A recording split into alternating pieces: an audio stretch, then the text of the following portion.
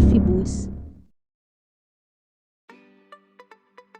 Aos 25 anos, maior encarroçadora da América Latina ao completar 25 anos, em 1971 quando atingiu 14 mil unidades fabricadas, a Caio já conseguira ultrapassar a devastadora crise do setor, garbosamente, por sinal, alcançando o posto de maior indústria de carrocerias da América Latina e quase monopolista no mercado de São Paulo, com mais de 95% dos fornecimentos. Naquele ano, em comemoração pelo aniversário, lançou o rodoviário Jubileu 25, sobre chassi Mercedes-Benz LPO de motor dianteiro, para ser fabricado na sua unidade nordestina. Sem a sofisticação e a ousadia estética do futurista Gaivota, a Jubileu não carecia de equilíbrio em suas linhas, sendo marcantes as janelas laterais com cantos em ângulo vivo, a faixa de vinil revestindo a primeira coluna e avançando até o teto, o vinco percorrendo as laterais, o grande para-brisa dianteiro, o para-brisa traseiro inteiriço e as 4 esbeltas lanternas traseiras. Tinha toalete, 40 poltronas reclináveis, luzes individuais, divisão para o motorista e bagageiro passante na traseira. Por oportunidade dos 25 anos, a Caio também apresentou novo logotipo, que perdura até hoje.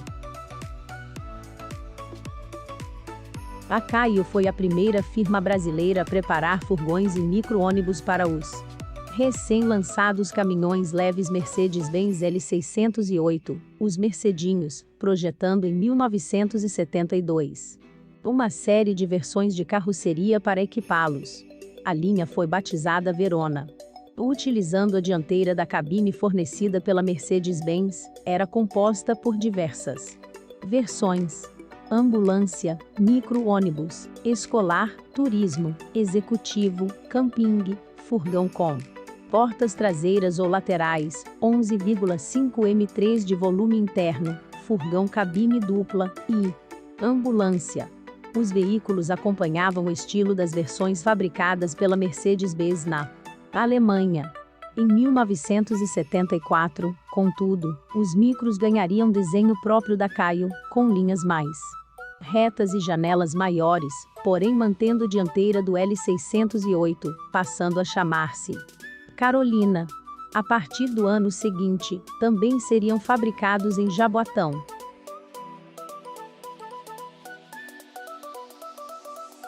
Além dos derivados do Mercedinho, a empresa mostrou no 8º Salão do Automóvel, em novembro, a atualização do Urbano Bela Vista, aperfeiçoamentos internos, novas lanternas, nova grade encerrada em molduras salientes de fibra de vidro na cor preta, e a versão do Gaivota montada no novo chassi Scania BR-115 com motor traseiro, com algumas alterações estéticas na carroceria.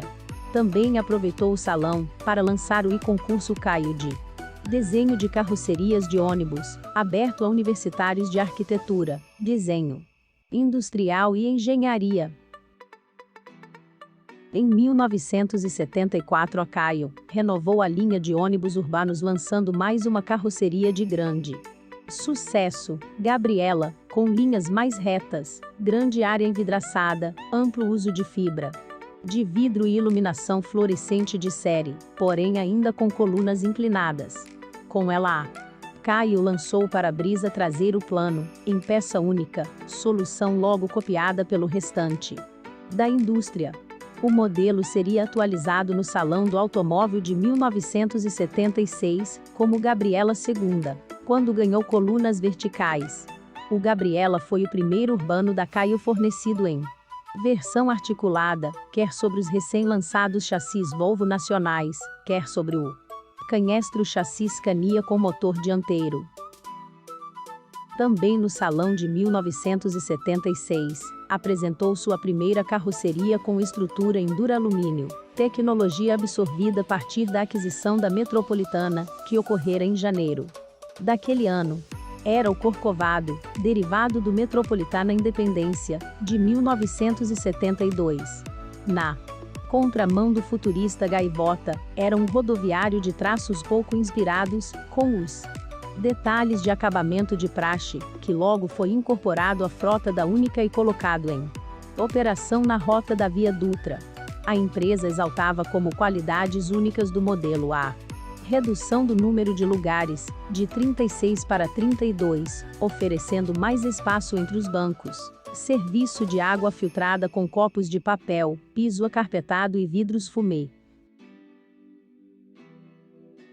Ainda em 1976, em conjunto com Vilares e Massari, montou uma série de trólebus com carroceria Gabriela para participar das licitações para os sistemas de transporte de São Paulo e Araraquara.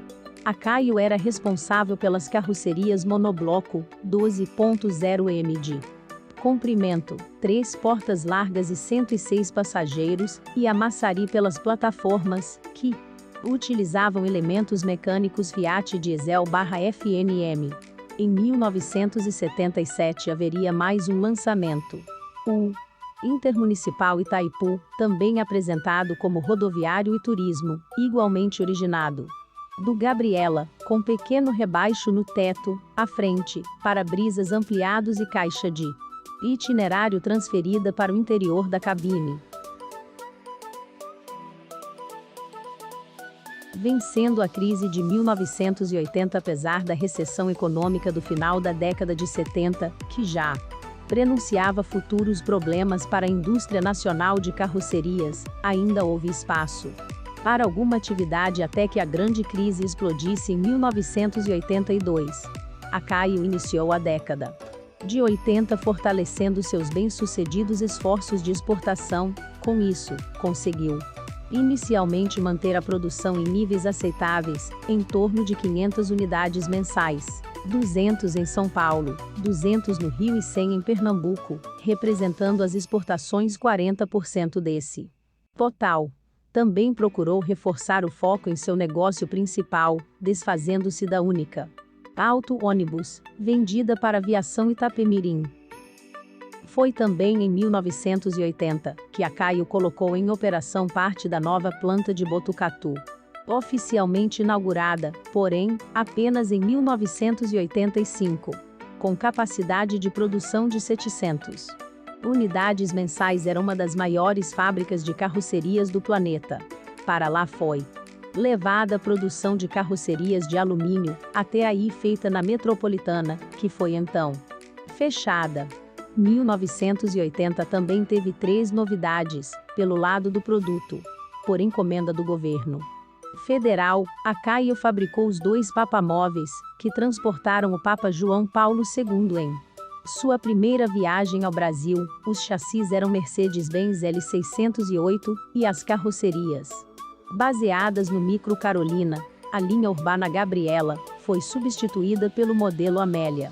Mais um produto de extremo sucesso, com estrutura em aço ou alumínio, e, tendo como origem a estrutura da carroceria Gabriela, lançou um rodoviário com linhas quadradas, e acabamento mais simples, Aritana.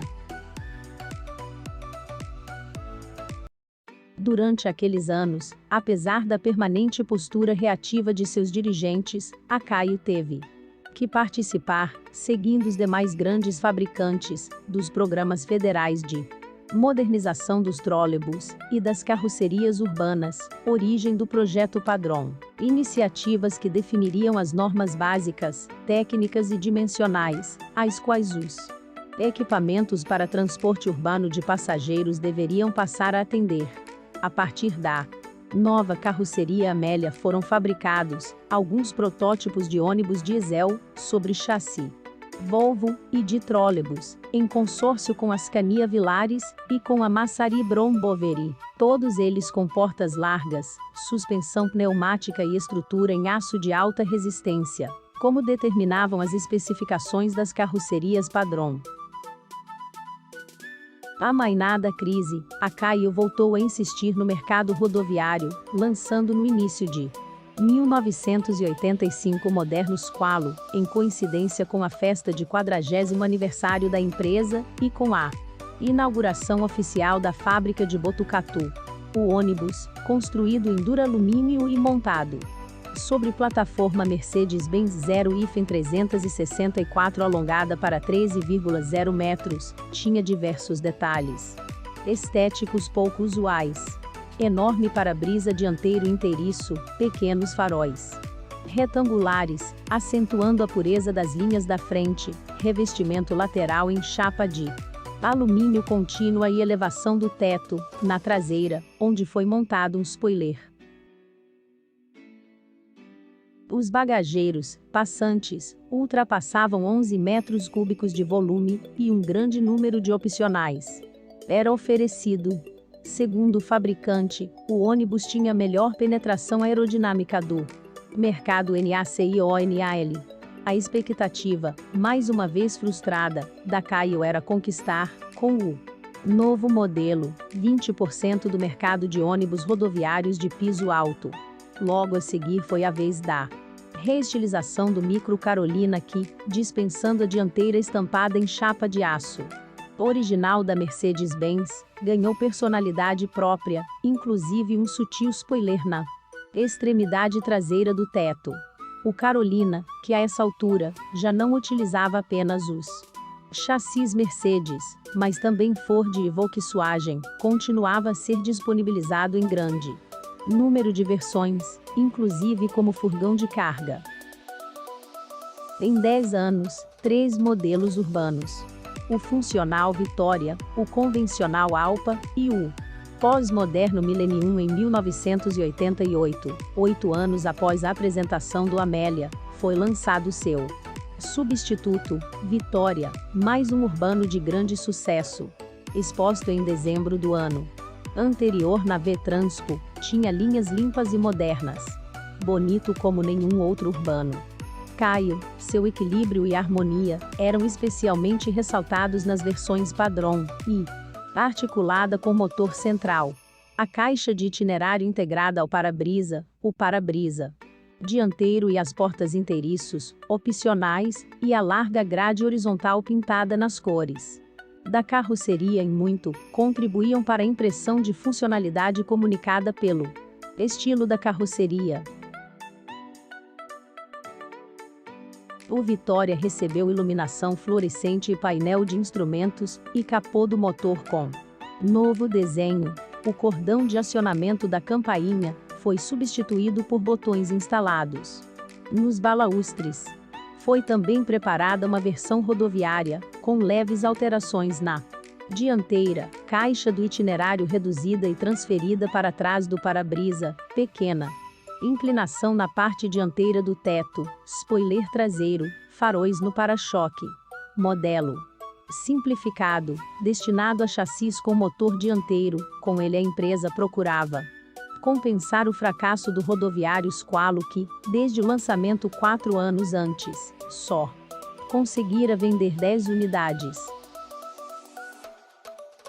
Naquela época, atenta à demanda por reencarroçamento, a empresa desenvolveu um projeto de aproveitamento de plataformas monobloco Mercedes usadas, reutilizando os componentes mecânicos e modificando a base original, reforçando e elevando o nível do piso. O Micro Carolina Quinta, com linhas totalmente novas, e antecipando-se à concorrência, o ônibus escolar Mobile, sobre chassi Ford F12000, no estilo lotação, com capô externo, estrutura de duralumínio e uma porta de cada lado do veículo. A esta carroceria, quando montada sobre o Mercedes-Benz 1214, deu-se o nome Taguá. Antes do fim do ano comemorou-se a 10ª milésima unidade produzida na Caio Norte. Em dezembro de 1995, data do 50º aniversário da empresa, foi apresentado o Urbano Alpa, em aço ou duralumínio, em substituição ao Vitória, líder de mercado desde seu lançamento, 7 anos antes, com 28.000 unidades produzidas. Em termos estéticos, o Alpa era muito mais conservador do que seu moderno antecessor, dele se distanciando pelas linhas mais arredondadas, muito menos inspiradas. Seria o primeiro de uma série de inexpressivos modelos urbanos lançados pela empresa ao longo dos anos seguintes. Acompanhando o Alpa foi também lançada uma variante intermunicipal/turismo, o Alpa Intercity. Com linhas muito semelhantes, alguns detalhes estéticos os diferenciavam. Para-brisa dianteiro mais amplo e traseiro muito reduzido, caixa de itinerários interna, para-choques mais maçudos e lanternas traseiras maiores.